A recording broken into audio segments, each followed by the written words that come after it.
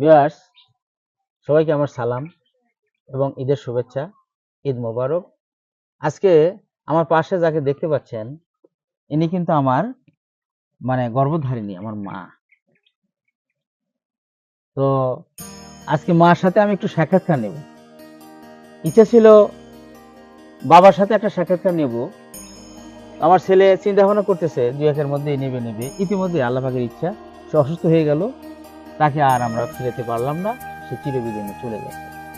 তো সেই সুযোগ থেকে আমরা বঞ্চিত হয়েছি।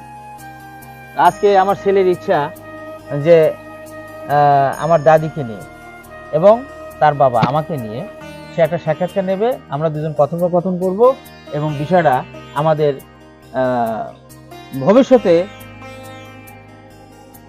এই স্মৃতিগুলোকে আমরা যাতে সংরক্ষণ করে আমরা যাতে ভবিষ্যতে দেখতে পারি, আমরা যাতে অনুধাবন করতে পারি, এই উদ্দেশ্য আমাদের আর কি। তো যাই হোক, আমার মা কিন্তু একদম সরল সাদাসিধা একজন মানুষ। আমার নানি ছিলেন আরো বেশি সরল সাদাসিধা মানুষ।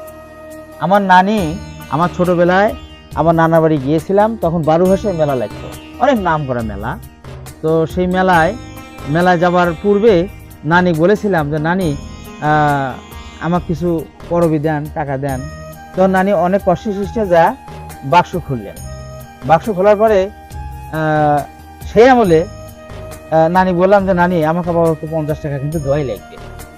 তো নানি কি করলো, 500 টাকার একটা নোট বাইর করলো। সেই আমলে 500 টাকার নোটই ছিল সবচেয়ে বড় নোট। তো 500 টাকার 2টা নোট বাইর করলো, বলছে নানি তাহলে আমাকে এই 50 টাকা দেন, 2টা টাকা দেন, 50 টাকা 100 টাকা হবে না, আমাকে দেন নানি। তখন নানি আমাকে ওই 500 টাকার নোট 2টা বাইর করে দিয়ে করে ধর তোকে 100 টাকা দিলাম, তুই নিয়ে চলে যা। এই ছিল আমার নানির কীর্তি কাহিনী। একদম সরল সাদাসিধা মানুষ ছিল। আমার মা ঠিক একই পরিস্থিতি। আমার বাবা ছিল শিক্ষিত মানুষ, পূর্ব এলাকার মানুষ, খার মানুষ ছিলেন, উনি ছিলেন অনেক জ্ঞানী মানুষ। আর আমার মা তেমন লেখাপড়া নাই, আগের যুগের সাদা মাঠা মানুষ। তো যাই হোক, মায়ের কাছ থেকেই তার কিছু জীবন কাহিনী আমরা শুনবো। তোমার বাবার নাম কি ছিল? মোহাম্মদ আসানুর সরকার। মা ভুল হয়ে গেছে, আপনার নাম কি? আমার নাম আসিয়া। আসিয়া, মোসাম্মদ আসিয়া খাতুন। আর আপনার বাবার নাম? মোহাম্মদ আসানুর সরকার। মোহাম্মদ আসল হলো জোরে কে? মোহাম্মদ আসানুর সরকার। আর আপনার মায়ের নাম কি আছিল? আমার মায়েরা আগেকার মানুষ জমক ফল হয়েছিল, তা আমার নানিরা রাখতেছিল যে নওনা বিবি। নওনা বিবি জমজ হয়েছিল আপনার? হ্যাঁ। আচ্ছা, নানির কাহিনী তো একটু আগে আপনাদের বললাম। তো আপনার বাবা যে আপনার বাবার জমি জমা কিরকম ছিল? 500 বিঘের উপরে। 500 বিঘে আমরা 500 বিঘের উপরে। আচ্ছা, আপনার আপনার বাবা অর্থাৎ আমাদের নানা, সে নানার গো কটা ছিল মা? কটা ছিল? কটা শুনি আমরা? 4টে আছিল। তারপরে শোনা যায় ইন্ডিয়া যায় নাকি বলে একটা বিয়ে শাদী করছিল বলে। তারা সে টাইপের ভাই গল্প করছিল। আচ্ছা, এই নানার এত জমি জমার কারণ কি? নানা কি এত জমি কোথায় পাই?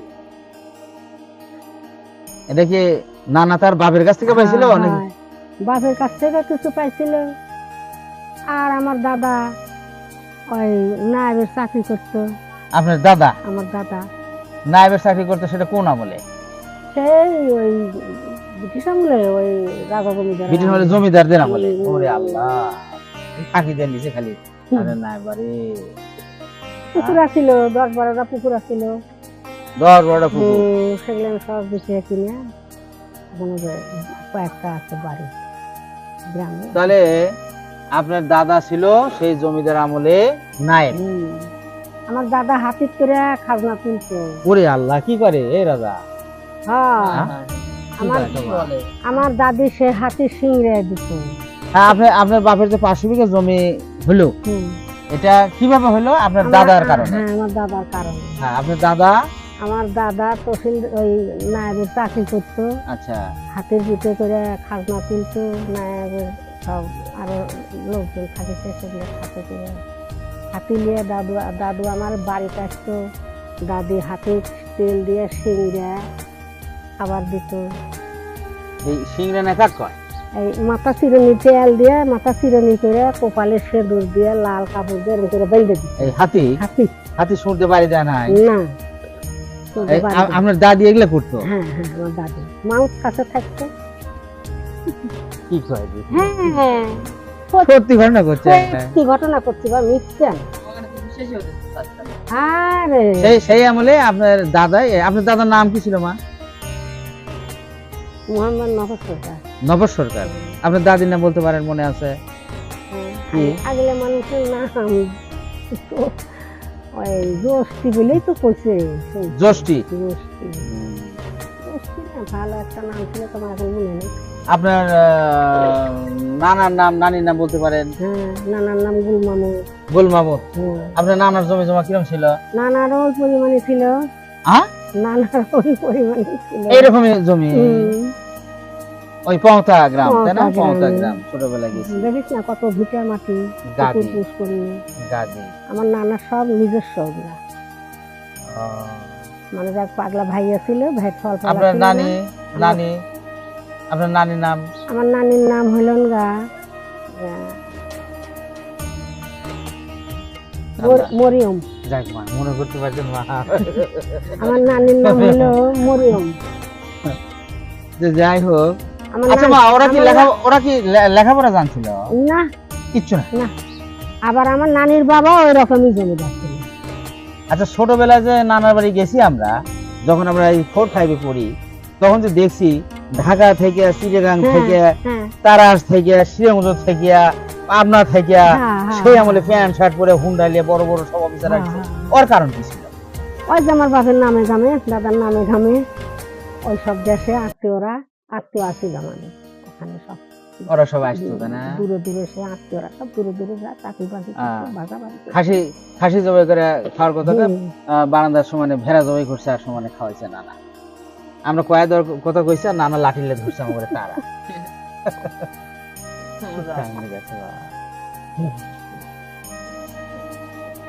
এই যে ইয়ে আসিছে তারা সে অফিসার। আচ্ছা মা, আমি একটা জিনিস জানি, একটা জিনিস আমার ব্রেনে খেলে না। তাহলে আপনার দাদারা, আপনার নানারা ছিল জমিদার? হ্যাঁ, আমার নানির বাপও জমিদার। আমার নানির যে বাপ সেও জমিদার। আপনার নানির বাপও ছিল জমিদার। তাহলে আমার নানা ছিল জমিদার, তাই না? 500 বিঘা বা তার উপরে যদি জমি হয় তাহলে সে জমিদার। আচ্ছা, তাহলে আমার বাপ উপদেশ থেকে নদী ভাঙ্গা মানুষ রিক্ত হস্তে আইসা এখানে দড়িপাড়ায় ছোট্ট একটা ভিটা করে সেইখানে বাড়িঘর করলো। আর সেই আমার বাবার সাথে কি করে আপনি বিয়ে হলো? এটা তো বেনে খেলে না মা। ওর বাপ একটু লেখাপড়া জানতো, শিক্ষিত জন্য আমার দাদা কইলে হবে না, শিক্ষিত ভাতের মরণ নেই, তুই ওই বড় জমিদার থেকে বিয়ে না দে, শিক্ষিত গরিব এর সাথে বিয়ে। তাই বলে এরকম নিঠুর গরিবের সাথে? নিঠুর গরিবের সাথে বিয়ে দিলে দেওয়ার পরে ইনশাআল্লাহ আমরা সেই জমিদারি পেয়ে গেলাম। দেখেন ভিউয়ার্স, আসলে আল্লাহ পাকের ইচ্ছা। নদীর একুল ভাঙে অকুল গড়ে, এই নদীর খেলা। আমার নানা ছিল জমিদার, মার যে দাদা বা মার যে নানা, তারা ছিল সবাই তারা জমিদার। তারা জমিদার বংশের, পিতৃকুল মাতৃকুল সবাই জমিদার বংশের লোক।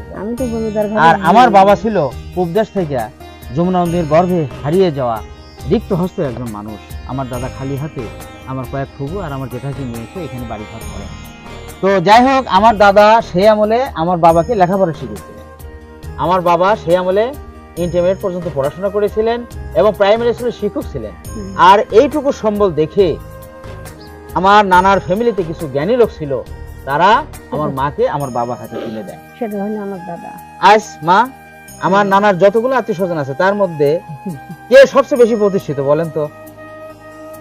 আল্লাহ ভালো জানে, আমার আল্লাহর ক্ষমতা। এখন তোমার বাবা, আমার বাবা, আমার নানার যে আত্মীয় স্বজন গুলা, যে যখন মা আমার মামা কটা কোন এল্লা 12টা আর খালা কটা মা ও খালা 7 জন, খালা 7টা। আমরা 19 জন ভাই। যাই হোক, এই যে 12টা মামা আমার আর 6 জন খালা, 6টা খালা, মা ও খালা 7 জন। 7 জন।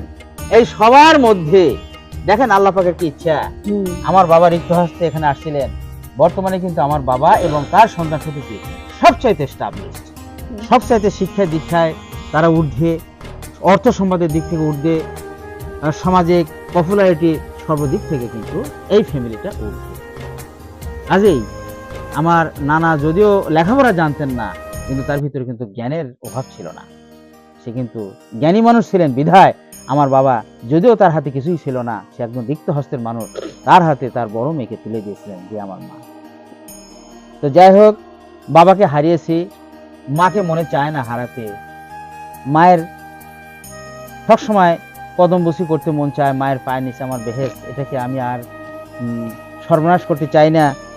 আমার মাকে আমরা সবসময় আমাদের বুকে আগলে রাখতে চাই। আমার মা খুবই সরল সাদাসিধা মানুষ। আপনারা সবাই আমার মায়ের জন্য দোয়া করবেন।